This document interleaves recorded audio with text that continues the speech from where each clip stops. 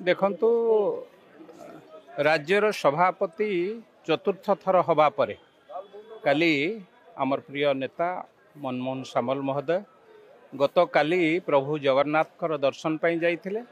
जगन्नाथ पाखरे आशीर्वाद भिक्षा करथिले। आज प्रभु लिंगराज पाखरे पहुंची सकाळु समस्त कार्यकर्ता माने उत्साह सहित अनेकी बसी थिले।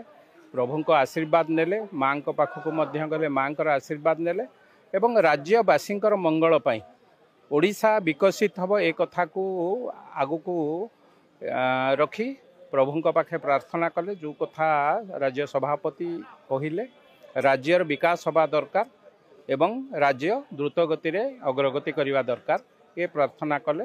मु भावुची प्रभु पाखे प्रार्थना करवा समस्तंकर आम समस्तंकर प्राथमिक दायित्व एवं सभापति हैला परे से निश्चित भाव जगन्नाथ पाखु जाइछन्ति, प्रभु लिंगराज पाखु